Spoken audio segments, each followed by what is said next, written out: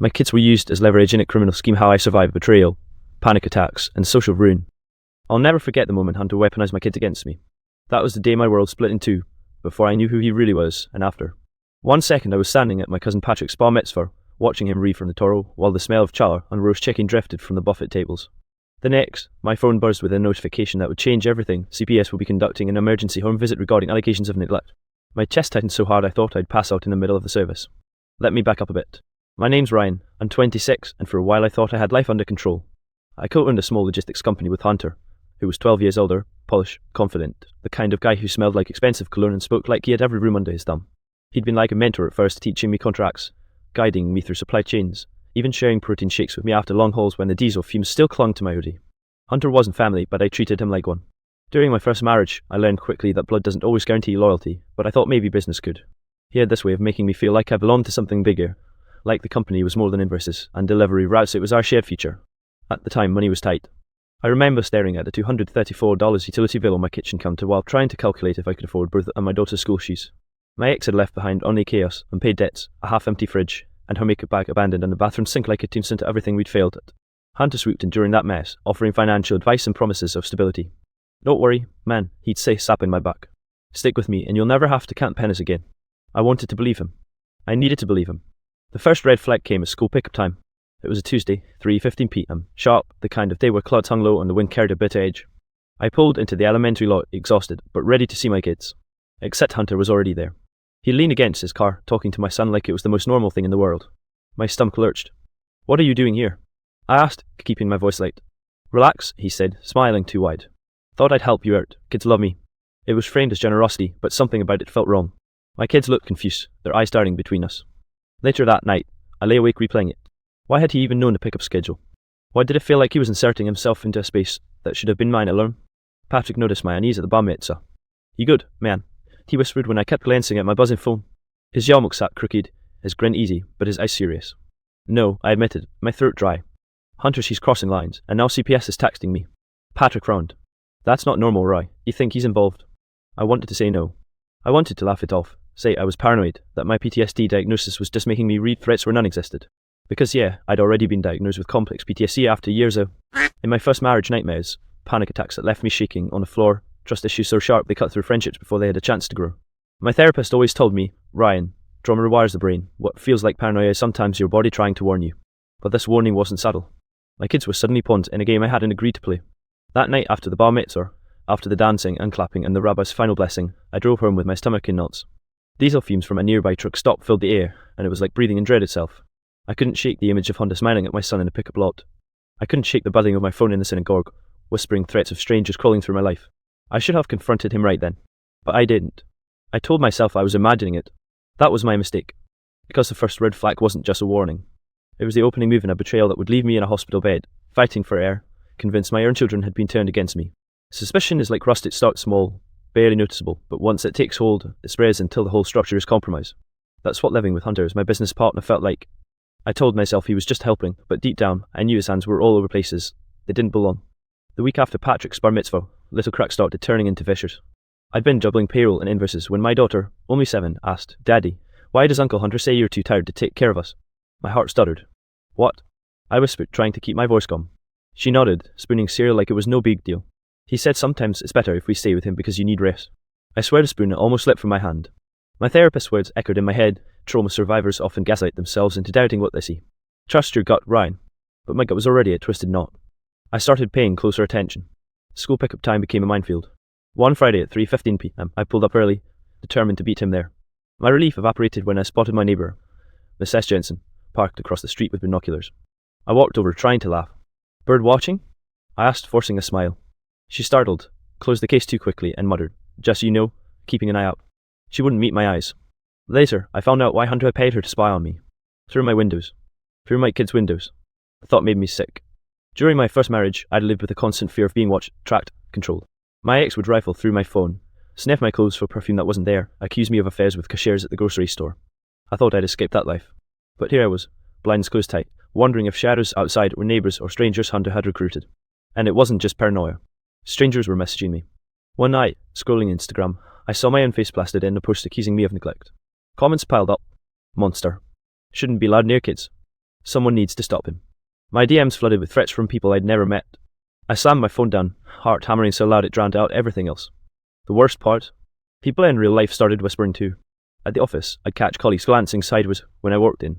At church, parents pulled their kids a little closer when I sat down. Even at Patrick's, during Shabbat dinner, his mom hesitated before handing me the challah knife, like she wasn't sure if she could trust me anymore. Hooray, Patrick said one night, lowering his voice so his parents wouldn't hear. This isn't normal, Hunters, he's turning everyone against you. Why? I buried my face in my hands. I don't know, maybe because I questioned him, maybe because he needs control. I can't think straight anymore. That was the truth. My brain felt hijacked. I'd wake at 2 a.m. from nightmares so vivid to Hunter in my kids' bedrooms, social workers dragging them out the door that I'd balled upright, drenched in sweat. I started keeping protein shakes by the bed because eating real food felt impossible. The metallic aftertaste coated my tongue, a reminder that survival had become mechanical. By March, my body revolted. Panic attacks hit like freight trains. Once, in the office bathroom, I dropped to the floor gasping, convinced I was about to die. My chest burned, my hands shook, and all I could think was, if I collapse here, Hunter wins. He takes my kids. I finally told my therapist everything. Spying the CPS texts, the online threats. Dr. Mayer leaned forward, eyes steady. Ryan, what you're experiencing isn't paranoia, it's targeted manipulation. He's orchestrating a campaign of control, and your trauma makes you a prime target. Her validation cracked something open in me. Tears burned my eyes. For once, I wasn't crazy. I wasn't imagining it. But acknowledging it didn't make it stop, because the deeper I looked, the more tangled it became. Financials at work weren't adding up, contracts signed without my knowledge, deliveries rerouted. Clients asked why my new policy required kids to be present at pickup locations. My blood ran cold. Hunter wasn't just interfering with my family life. He was using my children in schemes I couldn't fully understand yet. And the red flags? They weren't warnings anymore. They were countdowns. Something was about to explode. The truth hit me like a truck barreling through my living room. It was a Thursday, April 18th, 2024, at 4:47 p.m, school pickup time, naturally, and I got the call from CPS. My stomach dropped so fast I almost dropped my keys. Mr. Ryan, the voice said, clipped and professional. We have concerns regarding your children. There have been reports of their involvement in illegal activity orchestrated by an adult known to them. You need to come in immediately. I choked on my protein shake, which I'd been sipping while scrolling emails. The ease of fumes from the passing buses outside crept through the cracked window and I gagged, my whole body trembling. Illegal activity? Involving my kids. I thought I was hallucinating. I called Patrick immediately. They're using my kids. Hunter, it's Hunter, I stammered, voice barely audible. Patrick's reply was grim. I knew it was bad, right, but I didn't think he'd sink that low. CPS and law enforcement launched a full investigation. My home was swarmed with social workers and officers, scribbling notes while my children clung to me. The sheer humiliation of it, strangers judging my parenting while Hunter's manipulation remained hidden, was suffocating. And then it got worse. I discovered Miss S. Jensen, my neighbour, had been feeding Hunter daily updates of my kids' schedules, their bedtime routines, even when my son had soccer practice. It wasn't just casual spying. She had been paid to report everything, down to whether my daughter's favourite blue socks were in the laundry. My trust shattered on a molecular level. The psychological toll was immediate and brutal. Nightmares became my nightly companion. I'd wake screaming, convinced social workers were dragging my children into vans at dawn. Panic attacks struck at the grocery store, at the office, even during my first therapy session that week. My hand shook, my pulse raced, and every shadow, every whispered word, became a threat. Social fallout was swift. Strangers on social media escalated from threats to harassment campaigns. My face appeared on forums alongside my supposed failings as a parent. Even at work, murmurs followed me through hallways. Clients hesitated when I signed contracts. Friends pulled away, afraid of association. It felt like the world itself was complicit in Hunter's plan. Dr. Mayer, my therapist, remained a rare anchor.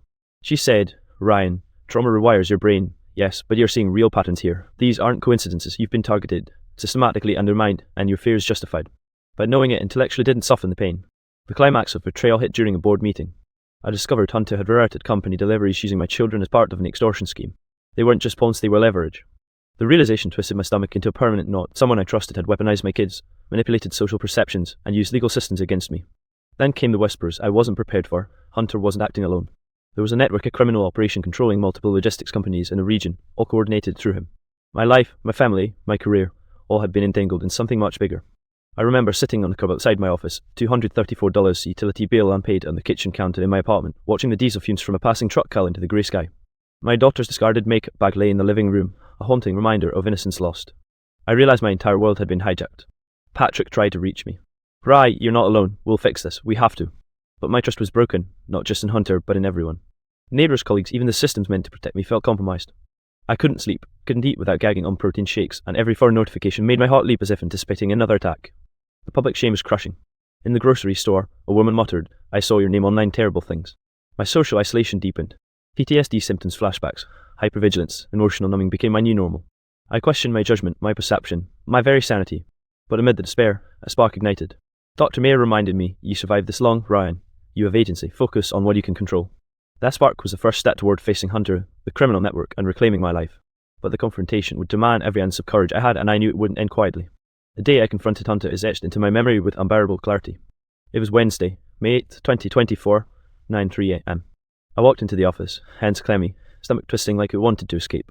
Diesel fumes from delivery trucks outside seeped through the windows, mingling with the smell of stale coffee in the break room. My heart raced, each beat pounding in my temples. Hunter was at his desk, casual, sipping a latte. He looked up and grinned, the same smug expression that had fooled me for years. Morning, Ryan. Sleep okay? Cut the act, I snapped, voice shaking despite my best efforts. I know what you've done. I know about CPS, the spying, the network. You used my kid as leverage. You... He held up a hand, interrupting me. Whoa, slow down. You're losing perspective. I felt a cold fury surge through me, overpowering the panic not in my chest. Perspective. My kids were pawns in your sick game, and now strangers are harassing me online. My neighbours are spies, and my life is falling apart while you sit here smiling. The office went silent. Colleagues peeked from cubicles. A whisper passed. Ryan's losing it. Wait, is that Hunter? The tension was palpable, like a live wire stretched across the room. Hunter leaned back, eyes sharp, almost amused. You always were too emotional, Ryan. I told you this business isn't for the faint of heart.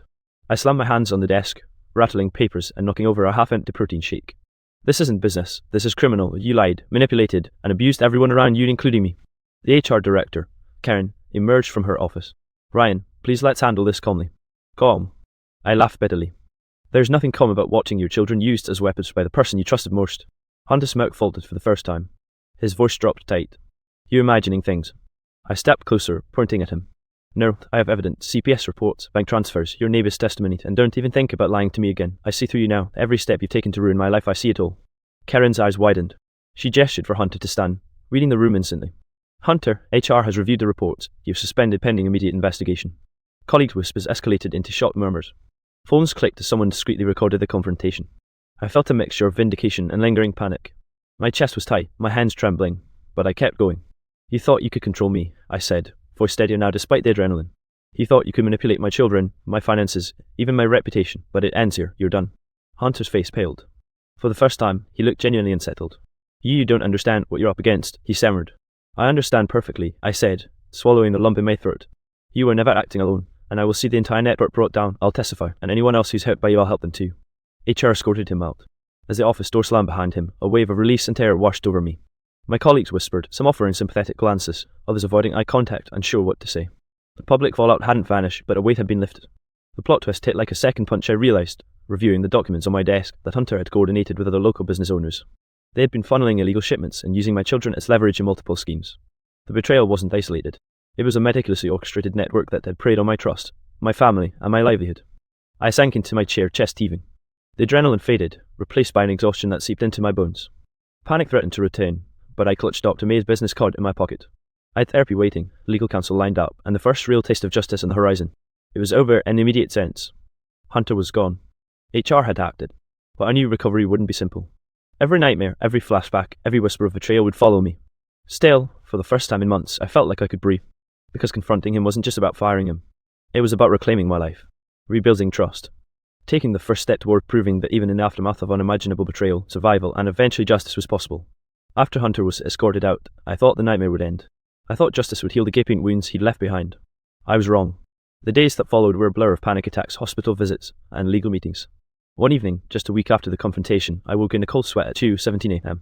My daughter's abandoned makeup bag sat on the floor beside me, a silent reminder of innocence hijacked. The smell of diesel fumes lingered faintly from the night before, seeping through the cracked window like a ghost of the chaos outside. I couldn't eat, couldn't sleep, couldn't stop shaking. The $234 utility bill, still unpaid, stared at me from the counter, a symbol of how normal life had been stolen. I ended up in ER after a panic attack that left me gasping on the floor, convinced I was dying. My heart raced, chest tight, vision blurred.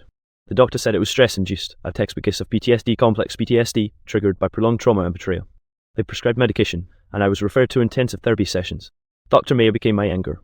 You've been systematically manipulated. Ryan, your nervous system is on constant alert. These nightmares, the hypervigilance, the flashbacks stare at your body trying to survive what it endured. I cried more in her office than I had in years. I told her everything, the spying neighbour, the CPS investigations, the social media harassment, Hunter's criminal network. Every confession was like dumping molten lead from my chest. Outside therapy, the world continued its assault. Strangers still sent threatening messages on social media. People whispered when I walked into stores. My reputation was shattered, clients cancelled contract, friends didn't call anymore. Even Patrick admitted he sometimes avoided certain errands with me, worried the fallout would catch up. Every familiar street corner felt like a stage, every glance a potential judgment. I had nightmares every night. Hunter smirk haunted me, my children's eyes twisted with confusion and fear. Sometimes I'd wake screaming, drenched in sweat. I'd find Patrick on my couch, quietly holding my hand. "You're safe now," he'd whisper, but the words only partially sank in. There were moments when I questioned my sanity. I'd see shadows in the corner of my eyes and flinch. I'd hesitate to answer the door. My body had been rewired by trauma, my trust shattered so deeply that even those who loved me felt foreign. Financially, I was strained. Bills stacked up, including that haunting $234 utility notice, my bank account strained by stolen company funds and routed invoices. Hunter had left behind a trail of chaos that I had to clean up while simultaneously recovering emotionally. Even therapy couldn't erase the guilt I carried. Every time I held my kids, I questioned whether my negligence trusting Hunter, letting him into our lives had endangered them. "I should have seen it," I whispered to Dr. Maya one session. "I should have protected them better." Her voice was calm but firm. "Ryan, no one could have predicted this level of betrayal. You did everything you could once you realized it. That's all anyone can ask." Still, the breakdown was total. There were mornings when I couldn't get out of bed, evenings when the protein shakes by my nightstand were the only thing keeping me alive. The world seemed alien. Friends' calls went unanswered. Social media harassment persisted. Even Patrick sometimes admitted that he didn't know how to comfort me anymore. But somewhere in that darkness, a seed of determination began to grow. I realized that wallowing in panic, guilt, and shame would only let Hunter and the criminal network he was part of win. So I made a plan. I documented everything: CPS reports, bank statements, messages, witness testimonies. I met with lawyers prepared for court and began the painstaking process of reclaiming my life. The trauma remained, but I could act despite it. I wasn't powerless. It was the first step toward rebuilding trust not just with the world, but with myself. And for the first time since Hunter's betrayal, I felt the glimmer of something I hadn't felt in months: agency. Recovery didn't come in a single, dramatic moment. It came in 1,000 small, painful steps. After months of therapy with Dr. Mayer, medication adjustments, and sleepless nights spent confronting my nightmares, I began to reclaim pieces of myself that Hunter had tried to destroy. My children, my cousins, my friends, they became my lifeline, and slowly, I learned to trust them again. The first breakthrough came when I sat down with my lawyer and reviewed all the evidence I had meticulously collected: CPS reports, bank records showing Hunter's illegal transfers, text messages from Mrs. Jensen detailing her spying, and screenshots of the threatening social media messages orchestrated to make me look like a negligent parent. For the first time, I saw the narrative from a place of clarity, not panic. Every detail pointed to a system of manipulation that I was finally ready to expose. Testifying in court was terrifying.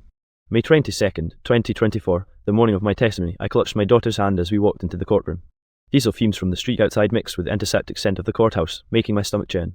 I could feel the eyes of strangers on me, some judging, some sympathetic. Hunter sat across the room, smug at first, but as I began to speak, detailing every lie, every abuse, every way he'd used my children as weapons, I watched his expression crumble. "I trusted him," I said, voice trembling but clear. "I treated him like family and he betrayed me. My kids were not just pawns, they were hostages in his scheme to control me, and I will make sure he answers for it." The courtroom went silent. The judge leaned forward. Hunter's lawyer sputtered, trying to interrupt. But I didn't flinch. I described the neighbour who spied on me, the harassing messages, the falsified company contracts, and the network of accomplices. I recounted the nightmares, the panic attacks, the way I'd felt completely isolated from the world I once trusted. Every detail was precise, every emotion raw. After the testimony, Hunter was convicted on multiple counts of coercion, child exploitation, and fraud. The accomplices were also identified and faced legal consequences. My children were declared safe, and the social services investigations cleared my parenting record. The sense of vindication was profound, but more important than that, it was empowering. In the weeks that followed, I began helping other victims who had faced similar betrayals. I spoke at support groups, volunteered to provide testimony guidance, and even consulted with legal teams to expose networks that used families as leverage. Sharing my experience, my trauma, and my recovery became part of the healing process. Each person I helped reinforced the reality that trauma could be transformed into advocacy and resilience. I also rebuilt my personal life. Patrick became my anchor, always a text or phone call away. My children gradually returned to their routines, their laughter filling the house once more. I even began a daily practice of meditation and structured exercise, protein shakes in the morning, mindful breathing in the evening to rebuild my body and nervous system after months of stress-induced chaos. Financial stability returned too. I renegotiated company contracts, tracked expenses meticulously, and made sure to pay every bill on time, even the haunting $234 utility bill that had once symbolized my helplessness. Every payment was a small victory, a claim on the normal life Hunter had tried to ruin. The psychological wounds didn't vanish overnight, and I still attend therapy sessions. But my panic attacks are now manageable, my nightmares have decreased, and trust, though cautious, has returned. Complex PTSD didn't define me, it informed me. It taught me boundaries, vigilance, and self-worth. Now I stand not just as a survivor, but as an advocate, a parent, and a voice for those silenced by betrayal. Looking back at the bar mitzvah, at Hunter's first manipulations, I realized that the horror I endured forced me to confront the darkest aspects of human deception, but it also revealed the capacity for resilience, courage, and action. I rebuilt my life piece by piece, facing the trauma head-on, and emerged stronger. Justice was served, my children were safe, and I finally reclaimed the trust in myself the hunter tried to destroy. I will never forget what happened, but I will also never forget the power of survival, the importance of speaking out, and the life that still stretches before me whole, complicated, and truly mine.